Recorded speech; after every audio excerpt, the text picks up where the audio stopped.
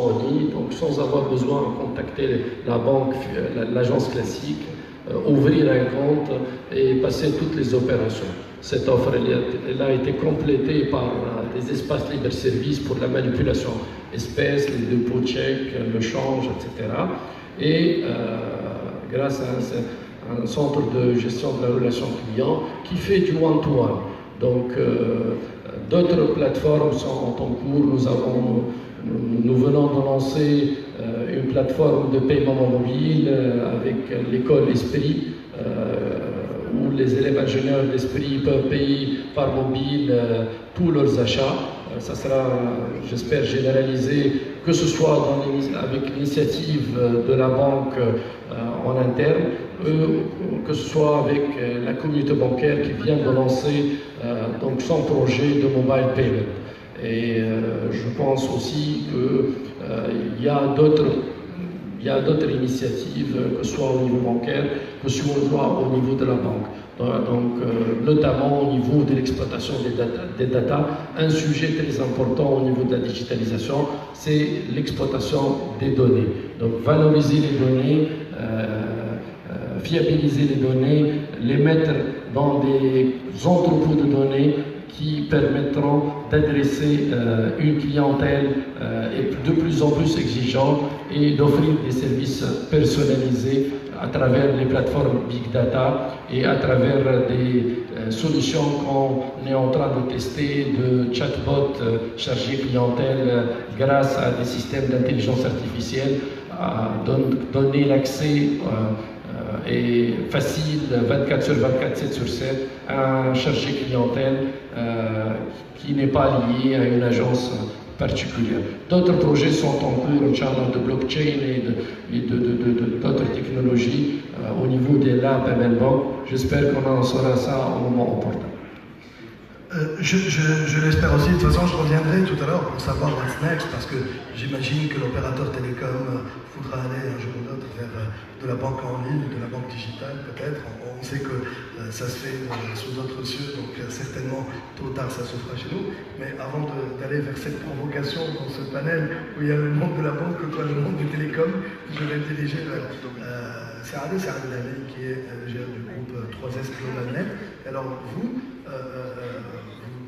êtes l'un des prestataires, on peut dire, sur le marché, mais également j'aimerais bien ce retour d'expérience sur votre propre expérience que vous avez fait, parce qu'il faut vous transformer avant d'aider des gens, d'autres entités à se transformer. Et puis est-ce qu'il y a un petit peu, entre guillemets, des failure stories, parce qu'il n'y a pas de du beau dans tout ça, il y a certainement des failure stories, mais qu'on peut tout de suite transformer en success story et rebondir sur ces sujets.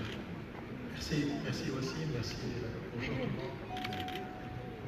C'est un grand projet, c'est un grand sujet, la transformation digitale.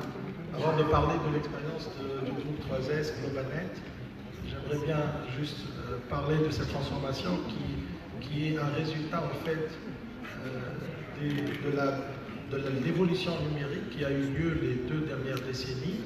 Donc aujourd'hui, cette transformation digitale n'est plus, on ne peut plus résister à cette transformation. L'exemple est clair de Amazon, de l'évolution d'Amazon, de Uber qui est aujourd'hui la plus grande société de transport et il n'a aucun véhicule. L'exemple aussi de Airbnb, une des plus grandes sociétés hôtelières et il ne détient aucun bien immobilier. Donc tout ça pour vous dire que cette transformation digitale, on n'y peut rien, on va y aller. Et comme disait tout à l'heure, Father, it's about mindset. C'est un changement d'esprit et de manière de faire des procédures. Juste une idée, avant de passer en Tunisie, de vous donner un peu des chiffres, ce qui se passe dans le monde, vu mon expérience internationale. Aujourd'hui, en 2016, il y avait 3,3 billions d'Internet. On va passer à 4,6 billions. En 7016, on était à 17 billions d'appareils connectés. On va passer à 27 billions.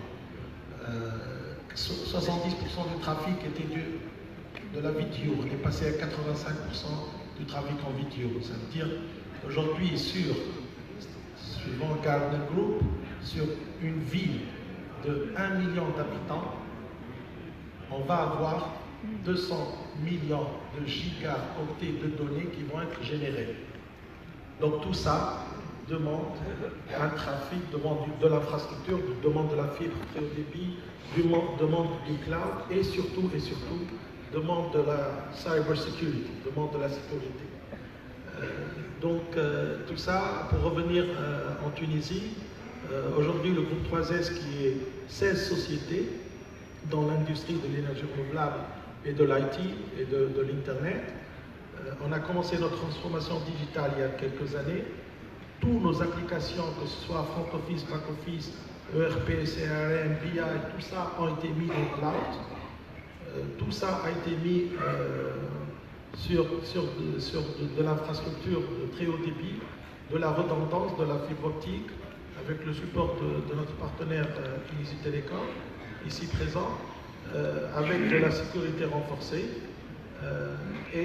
Tous les sites web du groupe 3S ont été changés, donc du Facebook, de LinkedIn, tout ça. Juste pour vous donner un exemple, avant on dépensait, aujourd'hui on dépense, je dirais, 3 fois moins en communication grâce à la digitalisation. Et on atteint 10 fois plus de clients. Aujourd'hui, la productivité des employés, elle est mesurée par le nombre de clients que vous pouvez atteindre. Et aujourd'hui, la communication classique ne peut pas faire face à ce qu'on peut arriver aujourd'hui avec la communication digitale. Juste pour vous donner un exemple, parce que c'est arrivé l'année dernière, on avait un bâtiment qui a pris feu le 25 juillet dernier, parce qu'il y avait un court-circuit, c'était un jour férié, et il y avait plus de 300 personnes. Et le lendemain, c'est un jour de travail. Et grâce à la digitalisation et grâce à le business continuity qu'on a mis en place, le lendemain, overnight, tout le monde a repris le travail, comme si rien n'était. Et on a bougé 300 personnes sur d'autres sites, et tout le monde a repris le travail, dont 70%, dont un centre d'appel. Ils ont repris le travail à 7 h du matin. Et donc, c'était vraiment un très très bon exemple qu'aujourd'hui on utilise 3S Globalnet pour montrer que tout ce qu'on a mis en place les 3 dernières années était vraiment une réussite. Et c'est grâce à cette digitalisation que tout le monde a eu accès à ces applications, que ce soit en comptabilité et tout ça. Aujourd'hui, Globalnet, elle offre beaucoup de services à ses clients, parce que ça, c'est le retour d'expérience en amont, mais en aval aussi. Nos clients aujourd'hui, on est en train de leur offrir beaucoup de services, de la fibre très haut débit avec nos partenaires de Tunisie Télécom, des solutions cloud, des SaaS, des software as a service, des BI, de la comptabilité. Aujourd'hui, on a beaucoup de solutions cloud qu'on propose à tous nos clients. Merci beaucoup. Je me tourne vers Sahbib Guidel, PDG de la BNA. Sahbib, on a eu tout à l'heure un retour d'une autre banque de la place, de l'un de vos collègues, donc la même banque. Alors, qu'est-ce qui est fait? Quels sont les chantiers menés aujourd'hui par la BNA? La BNA est une banque qui se transforme. La BNA, c'est la Banque nationale agricole, même si ça ne finance plus exclusivement que l'agriculture, mais ça tombe bien de toute manière, l'agriculture devient une activité capitalistique, mais c'est une activité qui se digitalise énormément. On a plusieurs startups dans ce domaine, d'ailleurs, qui équipent les agriculteurs tunisiens, mais en plus qui exportent aujourd'hui dans d'autres pays. Donc, alors, comment la BNA prend ce virage qui est aujourd'hui, les plus grandes banques du monde le disent, c'est un virage glissant, et on peut très vite se retrouver par terre, et c'est tout le contraire, bien évidemment, que je vous souhaite. Alors, comment vous prenez ce virage, la digitalisation? Merci, c'est aussi pour nous. Avant de répondre un peu à votre question, je vais essayer de régler définitivement cette histoire du A de l'agriculture de la BNA. Nous revendiquons le A de l'agriculture, nous finançons l'agriculture, nous sommes le premier contributeur au financement de l'agriculture et nous en sommes fiers. Mais d'un autre côté, nous finançons tous les autres pans de l'économie, tous les autres secteurs de l'économie. Donc nous sommes une banque universelle et à ce titre-là, nous sommes présents aussi bien dans le secteur agricole, touristique, de services, de l'immobilier, tout. Donc je pense qu'avec telle précision, on aura réglé le problème du A que nous revendiquons.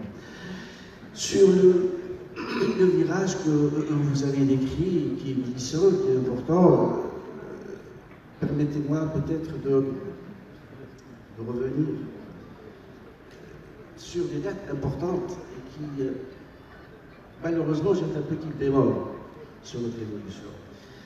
En lisant un peu l'histoire de la digitalisation de la monétique, je me rends compte que c'est en 2001 que la première convention interbancaire de la monétique visant le développement des activités émission, acquisition et création de la carte nationale et du système de paiement national. Donc c'est en 2001 qu'on a lancé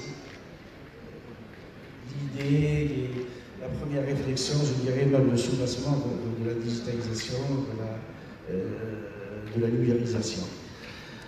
18 ou 19 années plus tard, résultat des courses. C'est vrai qu'aujourd'hui, depuis 2018, je pense que 2018 a été une année cruciale en matière justement de projet et de réveil, je dirais, digital, je dirais de la place de Tunis, de la place financière de Tunis. Donc, jusque-là, qu'est-ce que ça a été fait?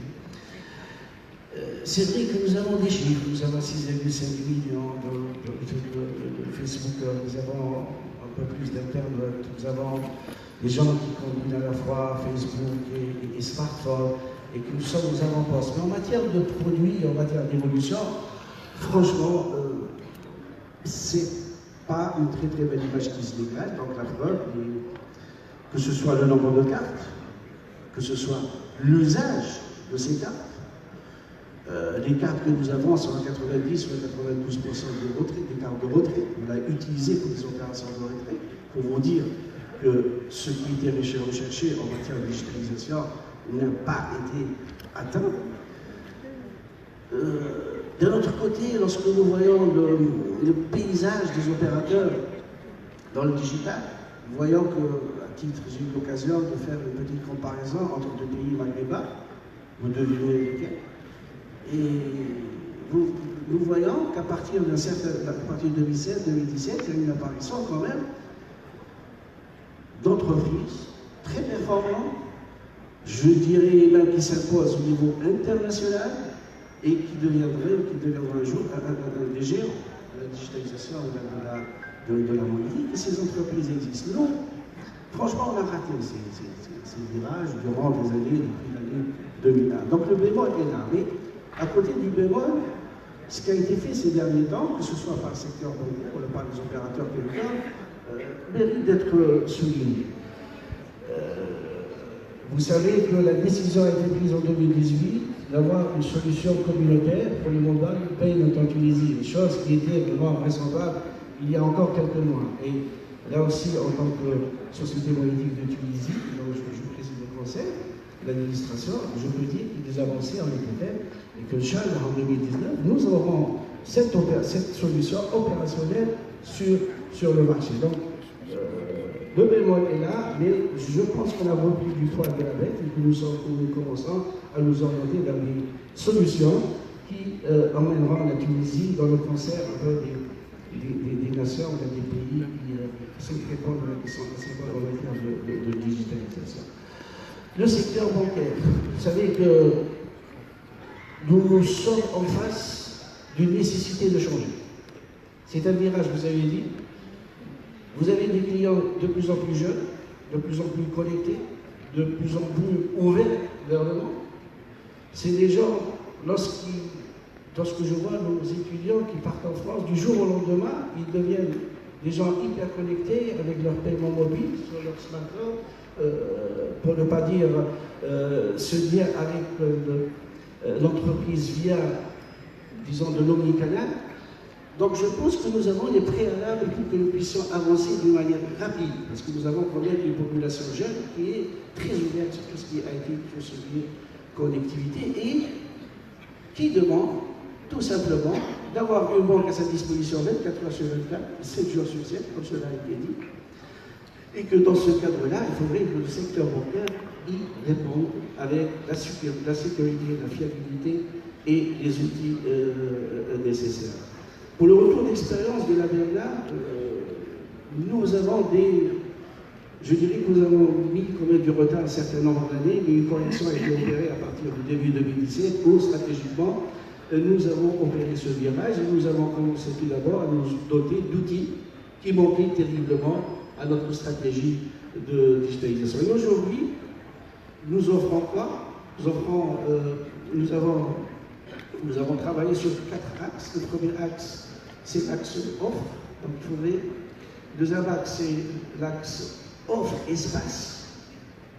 Le troisième axe, c'est la digitalisation à l'intérieur de l'institution.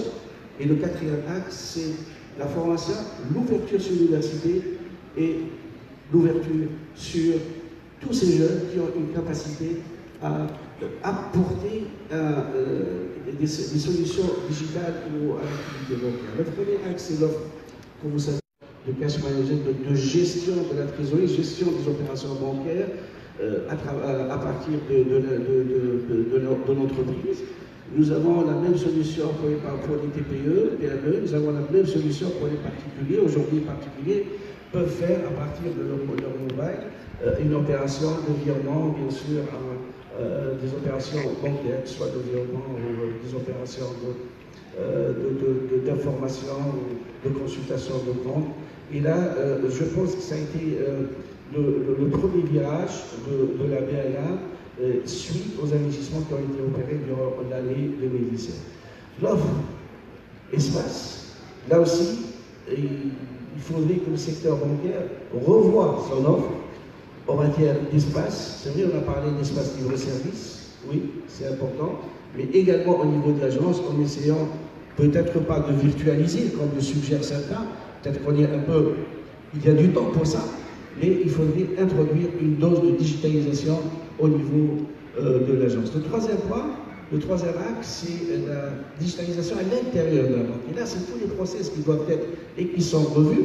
Il faudrait que nous puissions aboutir à une digitalisation, à une industrialisation de tout ce qui est opération pourrait être digitalisée ou industrialisée. Le quatrième et dernier point, c'est justement cette histoire sur l'ouverture à l'université, l'ouverture à ces jeunes.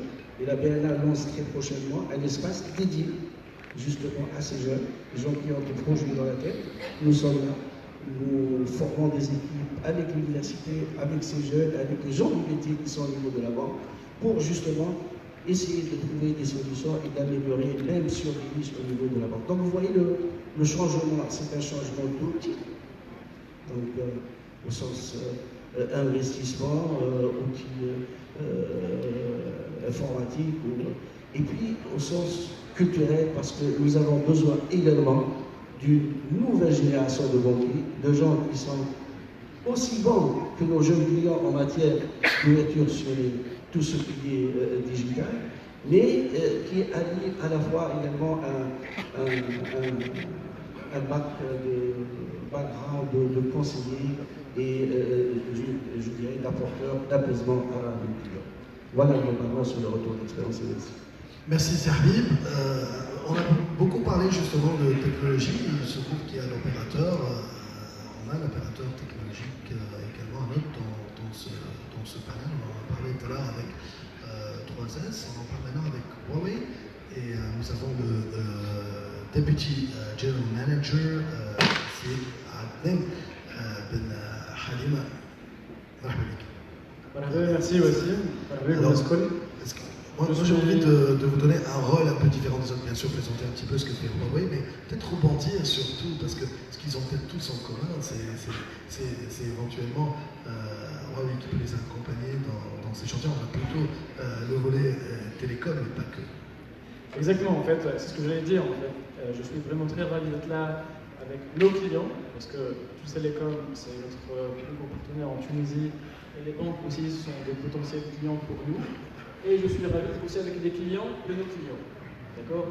Donc on est tous là pour fournir le service digital à tout le monde, en binôme. Huawei, en fait, le positionnement interne, c'est des fournisseurs de solutions technologiques. Et quand on fournit à nos partenaires, pour qu'à la fin, l'utilisateur final utilise ça. D'accord?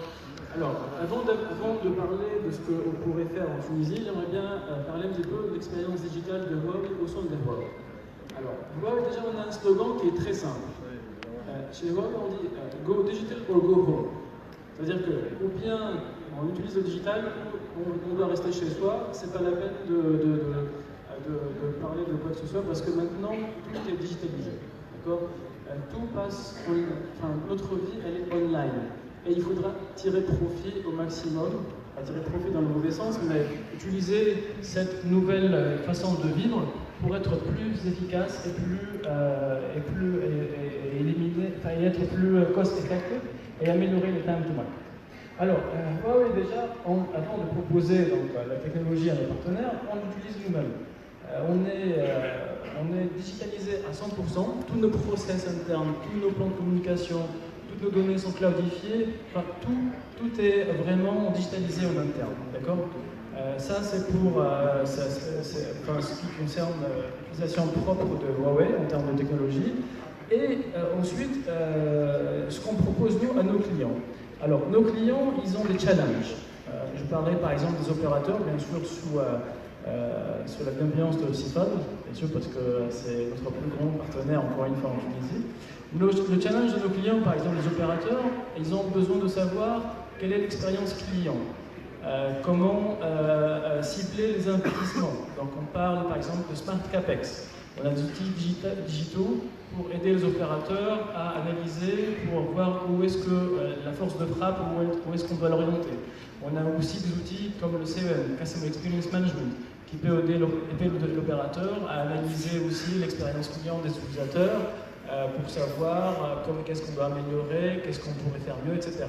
Plus bien sûr d'autres outils qui nous sont propres à nous, qui nous permettent d'être plus efficaces en termes de déploiement.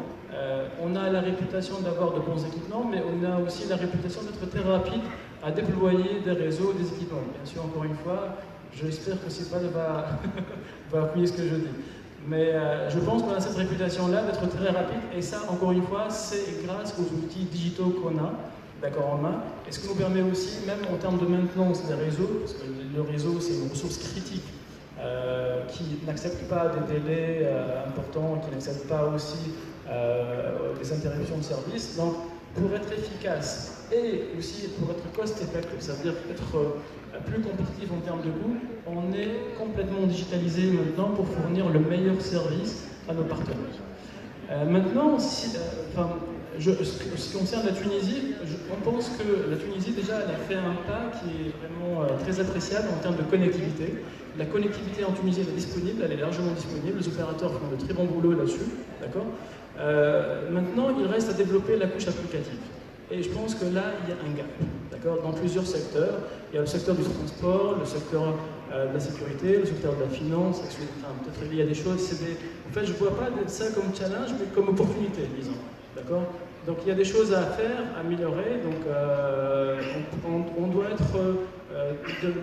doit utiliser la technologie plus dans notre vie quotidienne.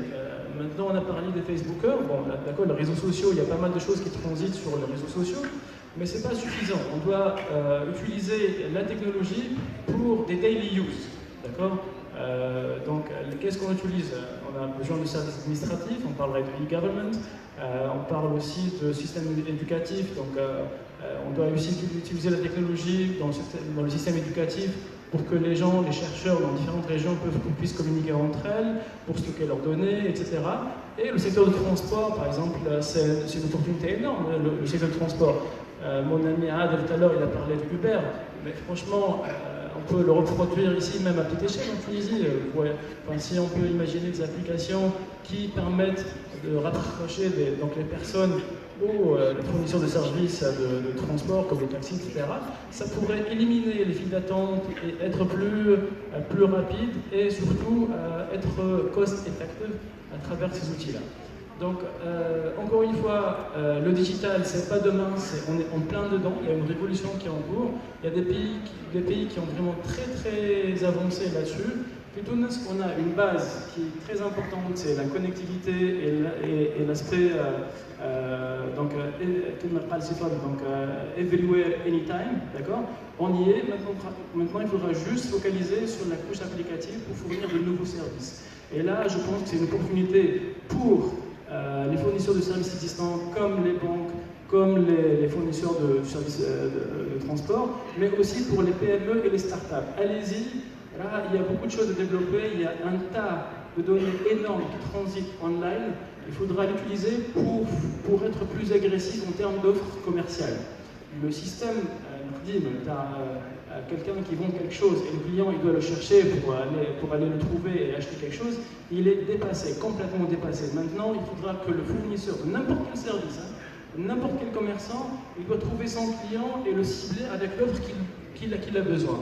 Et tout ça, c'est à travers les données qui transitent. Et c'est une mine d'or. D'accord ? Toutes ces données-là sont disponibles. Il faudra maintenant juste les canaliser, d'accord, dans des canaux bien spécifiques et utiliser des applications qui nous permettent de mettre en relation le fournisseur et le client, le fournisseur de services et le client, et les mettre en relation. Et après, on parlera de transactions virtuelles, etc. Ça, c'est aux banques aussi de jouer le jeu pour garantir cette transaction-là. Donc, l'écosystème, il est en train de se construire. La base est là en Tunisie. On va juste accélérer un petit peu cette couche applicative et on compte sur notre cher gouvernement parce qu'il est déjà vraiment très conscient de ces enjeux-là. Donc le gouvernement, il est en train de mettre en place tout ce qu'il faut pour se digitaliser, mais aussi le secteur privé, les startups. Allez-y, il y a plein de choses à développer et j'encourage tout le monde à y aller dans ce sens-là. Merci aussi. Merci Sibel Halima. Tiens, je rebondis, vous l'avez pris à témoin donc à 4 ou 5 reprises.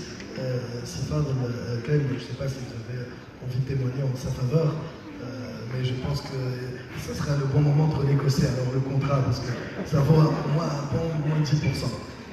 Sifad, justement, je rebondis sur la partie écosystème qui est en pleine construction. Aujourd'hui, comment développer l'usage? Je le disais ce matin à la radio, je pense que tous, on a l'impression de dire, je l'ai dit, même pas dans le domaine du digital, on a l'impression que ces fournisseurs, qu'ils soient privés ou publics, c'est eux qui sont un petit peu, dire ça avec diplomatie, je trouve pas de mot, à la traîne, peut-être parfois. Parfois ils sont au nord, parfois ils sont en avance, ça il faut le dire, quand les trains arrivent également en avance. Mais aujourd'hui, je pense, je ne sais pas, moi je ne veux pas parler au nom du peuple, mais que les consommateurs sont prêts. Tout à l'heure, je faisais la blague, il me semble, avec vous, Servi, par rapport au TNM. Il n'y a qu'à voir, on augmente le TNM et ça continue à consommer quand même, parce que là, peut-être que le problème est ailleurs, mais ça, c'est un autre sujet. Tout ce que je voulais dire, c'est que toi aussi, et consommateur, c'est un très bon client. Il s'adapte, on a une capacité d'adaptation hors norme. Donc, qu'attendons-nous pour lui offrir des services qui vont avec son temps, dont il a besoin et qui peuvent vraiment révolutionner notre quotidien. Moi je rentre du Rwanda, j'étais au Rwanda la semaine dernière, et dans la rue comme ça, il y a des personnes qui se baladent, qui portent des gilets jaunes au nom d'un concurrent à vous, de MTN, hein, et on peut les aborder avec son portable, avec l'USSD, même pas la 5G, désolé pour Huawei, même pas la 5G, mais avec l'USSD, c'est qui m'a chargé le téléphone, donc en fait, le gars qui était avec nous, le Rwandais, il lui a demandé 5 000 francs, l'équivalent de 5 €, et avec l'USSD, le client a transmis à MTN l'autorisation de prélever cet argent en USSD, et derrière, il a sorti 5 € de sa poche, il lui a donné le cash, et quand je lui dis, mais c'est excellent, ça facilite la vie, il m'a dit, mais en plus, j'aurais pu payer ma facture d'électricité, ma facture... Et ce sont des gens qui se baladent dans les marchés, qui se baladent un petit peu partout avec les citoyens. Bref, ce sont des technologies aujourd'hui bien exploitées, bien développées ailleurs. Qu'attendons-nous pour développer justement le développement de ça? C'est la même question pour tout le monde. Quel exemple qui était donné. Alors, je vais d'abord appuyer ce que tu viens de dire aussi sur la capacité de Tunisien à s'adapter, surtout que le Tunisien aujourd'hui, il est vraiment digital native, surtout dans le cadre de la nation. Hier, j'ai été à la cérémonie de Hamdi Fekra pour la remise de prix. Et les 4 projets qui étaient finalistes, ces 4 projets ont attrait vous avez vraiment attrait de près ou de loin avec les nouvelles technologies, notamment l'IoT ou le digital. Et ça montre que nos jeunes aujourd'hui sont complètement dedans. Donc ça vraiment, ça confirme ce que tu viens de dire et ça confirme ce qu'on disait. Aujourd'hui, quand on voit que 6400 personnes aujourd'hui utilisent Facebook et les réseaux sociaux sur leur smartphone, ils sont vraiment très, très addicts au digital. Alors, l'histoire de comment encourager ces services, je pense qu'il y a un mot qui a été aussi prononcé, certes par eux, mais quand même c'est l'écosystème.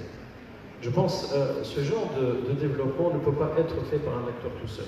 Aujourd'hui, notamment des opérateurs, si on arrive à développer des solutions digitales, c'est grâce à tout un écosystème qu'on souhaite construire. Et c'est grâce à cet écosystème qu'on peut vraiment développer et inciter à l'usage. Je vais donner un exemple.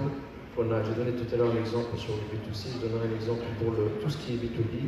Aujourd'hui, Tunisie Télécom se positionne en tant que partenaire digital et de confiance des entreprises, notamment des PME, PMI, et on a préparé pour ça toute une série d'applications qui peuvent couvrir toute leur problématique système d'information et digital, et pour les laisser se concentrer sur leur core business. On a de la connectivité basique, on a la connectivité que ce soit fixe, mobile ou Internet, aux applications mode cloud, on a tout ce qui est solutions PBX pour ceux qui veulent des standards, des solutions ERP pour ceux qui sont en système de gestion de leurs finances, du CRM, des solutions de sécurité également de leur système d'information application, de la capacité au mode bien sûr cloud, s'ils veulent effectivement ne pas investir, et juste ça pour les encourager à optimiser leurs dépenses et surtout être focus sur le business et favoriser le time to market pour leurs produits. Donc ça, c'est un élément important où tout l'écosystème doit effectivement travailler là-dessus pour promouvoir ce genre de solution. Maintenant, il y a un aspect qui est l'usage. L'exemple que tu as rencontré à Kigali montre que finalement, en Tunisie, ce n'est pas la technologie qui manque. La technologie existe, c'est plutôt cet usage. Comment effectivement encourager l'usage. Et pour encourager l'usage, je pense à un certain moment, il faut être incitatif certainement, parfois il faut être dissuasif, puisqu'incitatif de l'autre sens, je donnerai quelques exemples, et il faut être directif. Et directif. Je vais donner un exemple qui marche très bien, qui a marché très bien pendant 10 années, c'est pas nouveau, c'est l'exemple du ministère de l'Éducation.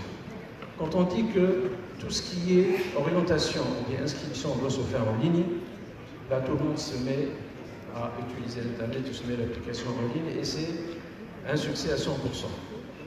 Mais quand on parfois on donne le choix, voilà. Donc ça c'est un élément. Je vais aussi peut-être parler d'un sujet, on va parler du mobile payment. Pour mobile payment, je vous dis que c'est un problème technologique aujourd'hui en Tunisie. La solution existe depuis 2017-2008 dans le monde, hein, vous savez, au Kenya essentiellement, ça a commencé. Aujourd'hui, la problématique c'était essentiellement réglementaire. Malheureusement, on n'a pas pu prendre les décisions au bon moment à ce sujet-là. Et c'est vrai, la circulaire pour tout ce qui est établissement de paiement qui a été rédigée par la Banque centrale va nous permettre de faire une étape, en tout cas un pas important vers le mobile payment qui, j'espère, qu'il va effectivement se développer à partir de cette année. Mais on a beau avoir les technologies, on va avoir les solutions, s'il n'y a pas une vision claire, s'il n'y a pas une roadmap claire, s'il n'y a pas l'exécution sur le terrain, on peut toujours rester effectivement avec un usage ou avec un niveau d'usage qui est très faible. Et je vais partager avec vous un sujet, parce que je profite de mes confrères banquiers ici, qui m'a beaucoup tracassé quand j'ai commencé à travailler chez Tunisie Télécom dans les années 2012-2013, où je voulais vraiment encourager un mode de paiement qui est aussi électronique, qui est digital. L'électronique, c'est digital. Alors, d'après vous, quel est le mode de paiement le plus répandu, je prends, en France? C'est le mode de paiement. C'est le prélèvement automatique.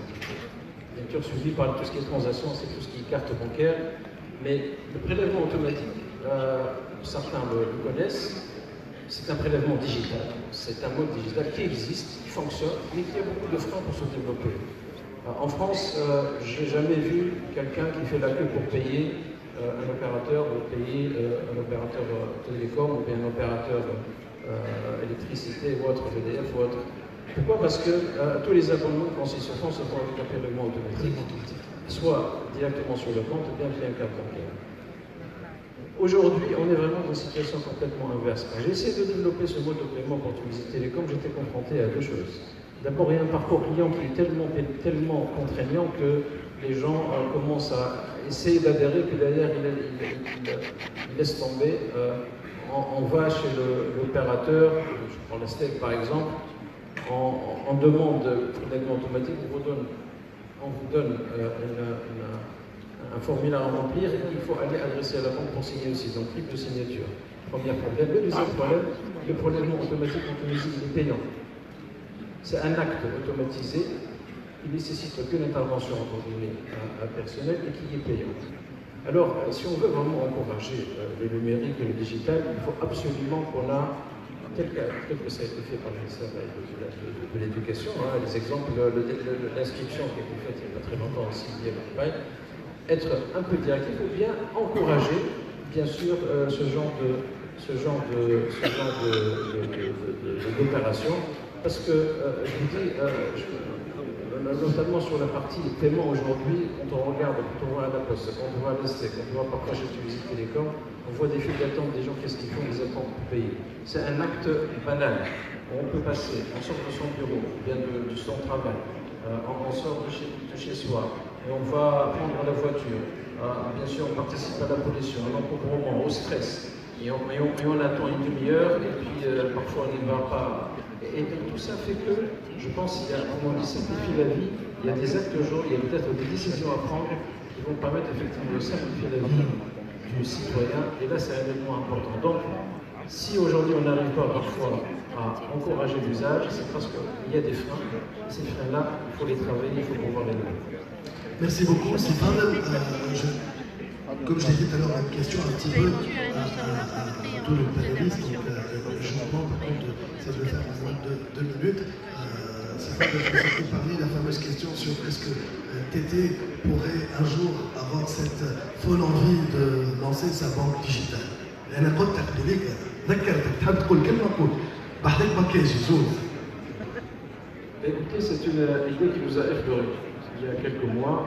Et une idée où, avant la sortie du circulaire de la Banque centrale, c'était une idée qui en a été partagée avec la Poste, avec une assurance également. Et l'idée, c'était effectivement de peut-être promouvoir une sorte de banque digitale avec un concentré des services postaux, télécom, assurance et bancaires. C'est vrai, on n'a pas continué cette idée-là. Et aujourd'hui, je pense que avec la solution qu'offrent aujourd'hui les établissements de paiement, c'est une solution qu'on peut effectivement imaginer. Il faut savoir que depuis des années, depuis très longtemps, la convergence des services entre banques et télécom, elle est rendue possible grâce au digital. Et quand c'est grâce au digital aussi, c'est grâce aussi au big data, grâce aux données qui sont partagées entre les télécoms et les banques, notamment les bases de données télécoms qui sont en général nettement plus conséquentes en termes de nombre de clients, et là on peut monétiser. Il faut se rappeler, il y a plusieurs expériences, je citerai des expériences, enfin, le CIC qui est une banque qui est aujourd'hui un MVNO, la Poste qui s'est transformée en banque postale qui est aussi un MVNO, il y a aussi dans l'autre sens, dans les pays nordiques, où il y a des opérateurs qui sont devenus bancaires et un opérateur français dernièrement qui a acheté une banque.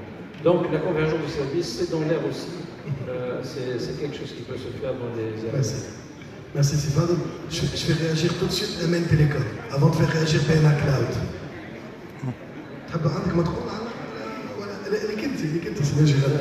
Aujourd'hui, est-ce que justement ces synergies entre banques, opérateurs télécoms, comme l'INATI, on a vu la banque postale avoir son propre MVNO, moi je le disais en blaguant, mais c'est vrai, aujourd'hui on a vu des banques devenir opérateurs télécoms, avec des MVNO, etc.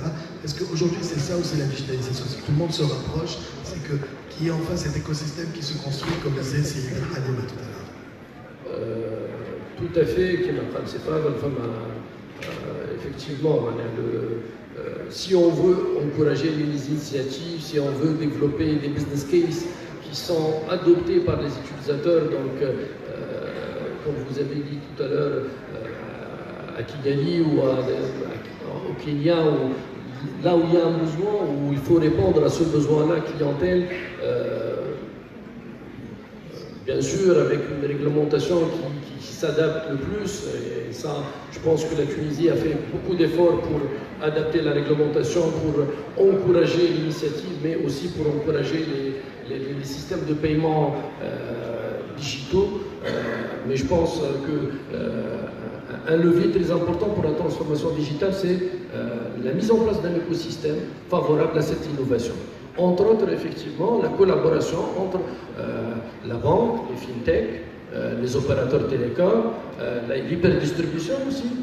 Il y a plusieurs intervenants au niveau du paiement, au niveau de la sphère digitale, qui doivent collaborer ensemble. Donc il y a des concepts d'open innovation pour les fintech qui viennent donner un nouveau souffle aux banques. Les banques, ils ont leur cadre, leur façon de faire, leur façon de voir, qui n'est pas forcément, qui n'encourage pas forcément l'initiative à tous les niveaux. Donc, s'associer à des sociétés fintech, ça peut donner un apport très intéressant, un time to market très intéressant pour les banques.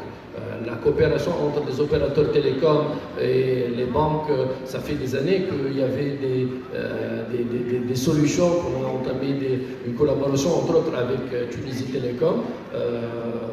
Aujourd'hui, avec le nouveau texte d'établissement de paiement, je pense qu'il y aura des synergies entre les opérateurs. Eux, ils ont effectivement des bases de données qui sont très intéressantes. Pour les banques, les big data, c'est un élément essentiel pour la vente. Nous avons notre expérience client au niveau des systèmes financiers. Il y a la notion de gestion des réclamations clients, des gestions de litiges, il y a les services financiers, il y a un métier, tout un métier au niveau de la gestion des risques. Parce que la banque aussi, c'est tout un métier, c'est pas uniquement le paiement dans un sens classique, basique, du cash ou du virement, prélèvement. Donc il y a d'autres, vous avez vu qu'en Tunisie, on a eu beaucoup de difficultés à démarrer le commerce électronique parce qu'il y avait un faux démarrage. Donc en fait, donc, chercher le bon business case, le bon partenaire, un écosystème favorable avec une réglementation qui va avec. Je pense que c'est très important pour favoriser cette synergie. La banque aussi, elle réfléchit à effectivement développer des MVNO, pourquoi pas. Ça peut être une idée en collaboration avec des opérateurs qui sont existants. Aujourd'hui, il y a des solutions en mode cloud, donc tout est externalisé. Donc ça peut être aussi une autre forme de collaboration. Mais j'insiste sur un seul point qui peut-être qu'on n'a pas évoqué tout au long de la séance, et je pense que c'est un point essentiel par rapport à la transformation digitale, c'est les ingénieurs, la fuite massive des ingénieurs tunisiens. Aujourd'hui, si on veut que cette transformation digitale, cette synergie ne soit pas compromise, il faut qu'on prépare aussi un environnement, un cadre de travail qui préserve nos ingénieurs, qui laisse la banque, les entreprises tunisiennes, avec l'université, avec le gouvernement, travailler sur un cadre qui nous préserve les bons éléments, les éléments clés qui peuvent contribuer à cette transformation digitale. Je pense que c'est un dossier très important qu'on doit s'occuper rapidement.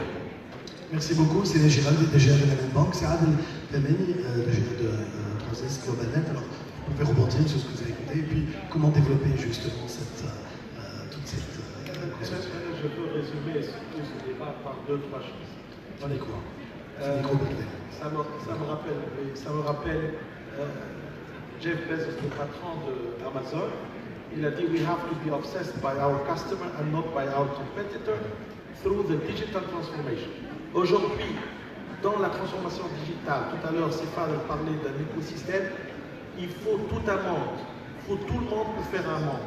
Donc aujourd'hui, on parle même d'interconnexion de cloud, donc chacun il a son cloud, chacun il va lancer sa liste de services, que ce soit banque, opérateur ou bien société de services, et donc on va interconnecter ces clouds pour pouvoir fournir à tous nos jeunes ingénieurs et à nos startups et à nos entrepreneurs le maximum de services. 60% des métiers de demain n'existent pas aujourd'hui. Donc nos jeunes ingénieurs et nos jeunes enfants de demain, ils ont beaucoup de chances à trouver de nouveaux métiers.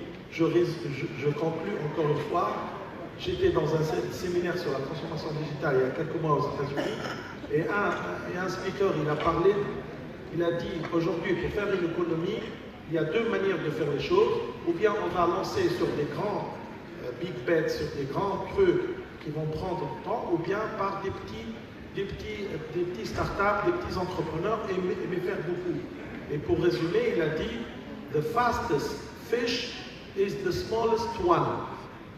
Donc si on essaie de fabriquer beaucoup de startups, beaucoup d'entrepreneurs, des petits, ils vont aller très vite et ils vont développer l'économie de la Tunisie qui est une petite économie.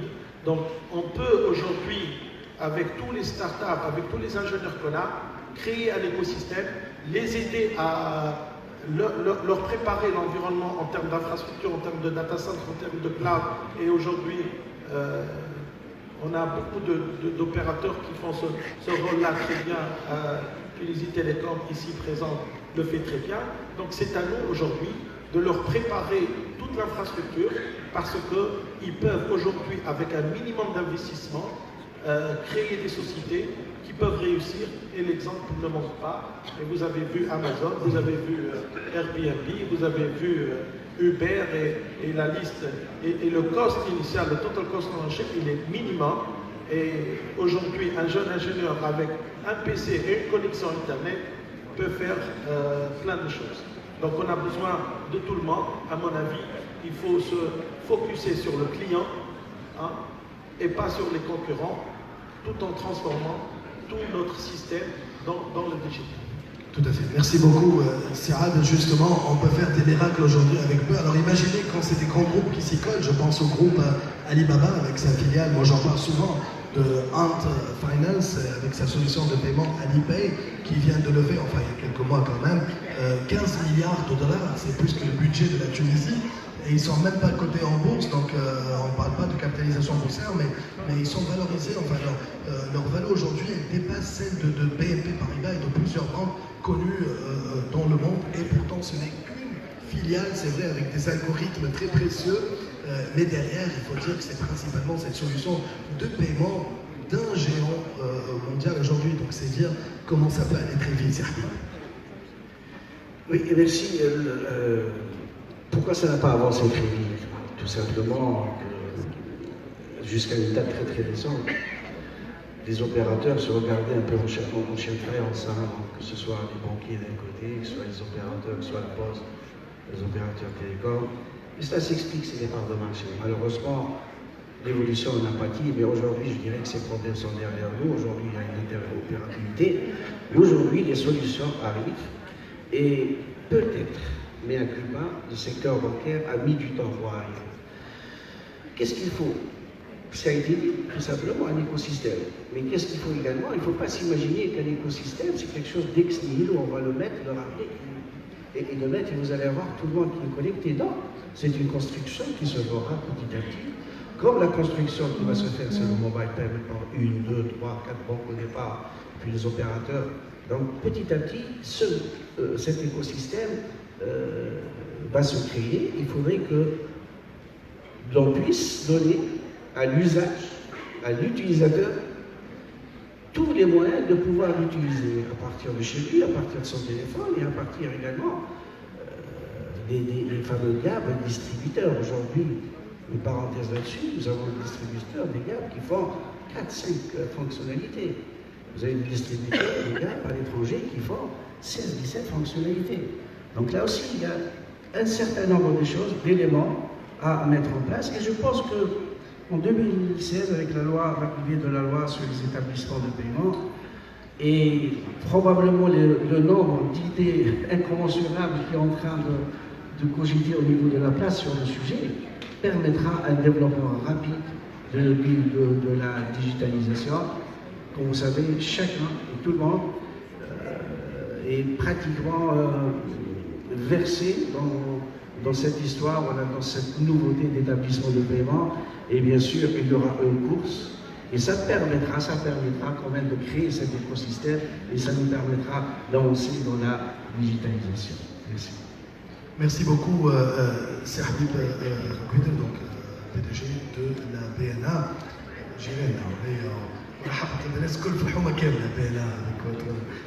Vous avez bien occupé la rue tout autour.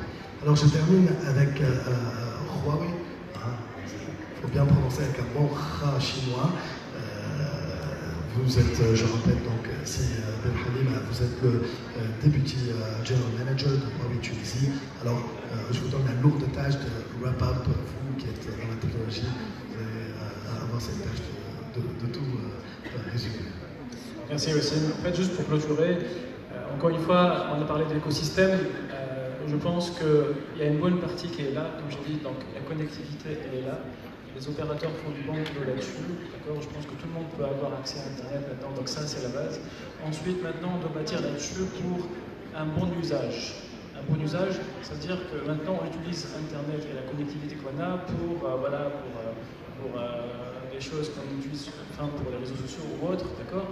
Mais il faut avoir une touche commerciale. Maintenant, on ne voit pas beaucoup des applications qui sont plutôt orientées commerciales pour fournir un service virtualisé, donc en ligne, à ses clients. Et c'est là où on doit faire plus d'efforts. Alors, les géants, les leaders sur le marché peuvent driver ça, d'accord. Donc, je parle des opérateurs, des banques, etc., parce que c'est les plus grandes institutions dans le pays. Notre gouvernement aussi, donc, il est en train d'essayer de faire ça, par exemple dans le donc système éducatif, parce que là, le gouvernement il a imposé que les inscriptions se fassent en ligne aussi, etc. Donc ça peut encourager. Mais encore une fois, l'écosystème ne faut pas l'attendre à ce qu'il se crée pour arriver à cette fin. Il faut forcer un petit peu le bras, il faut que les gens poussent cet écosystème à se construire. Et c'est à travers la prolifération de cette petite boîte, de ces PME, que l'écosystème va se construire petit à petit. Et je pense qu'il y a vraiment une réelle opportunité. Parce que maintenant, tout est en ligne. Il y a une mine d'or incroyable sur Internet qui circule, qui sont les données des clients. Il faut les utiliser et je pense que les gens intelligents pourraient faire ça. Nous, qu'est-ce qu'on pourrait contribuer? En fait, nous, on est présents depuis la phase accès sur le réseau, donc les utilisateurs peuvent accéder à être connectés à travers nos smartphones, nos tablettes, nos PC, nos clés, etc. On est là sur la partie infra, donc on fournit toute la panoplie de la partie infra aux opérateurs donc pour fournir cette accessibilité-là. On est aussi présent sur la partie cloud, donc c'est la moulinette, c'est là où on stocke les données, on les traite, etc. Donc on est présent. Donc on est présent de bout en bout. Maintenant, il faudra juste, comme je dis, qu'il y aura une approche commerciale pour utiliser un petit peu ces données-là, pour améliorer la vie et le quotidien des personnes en Tunisie. Merci. Merci beaucoup, merci Adel, merci Adel, merci Habib, merci Sélégi, merci Fadel. On peut les applaudir, on peut les remercier. Merci à tous les panélistes pour ce retour d'expérience de ces entreprises. On est de la banque, la finance, la techno. Bon courage à vous, bon courage pour tout le monde. C'est un grand chantier, mais une chose est sûre, c'est que tout le monde est d'accord. C'est un écosystème en éco-construction, il faut y aller. Et la volonté générale politique, entre autres, ça a été signé à plusieurs reprises, y est pour grand chose, et ça tombe bien, on a été rejoint par le chef du gouvernement qu'on va accueillir dans quelques instants. Merci nos panélistes, merci à vous.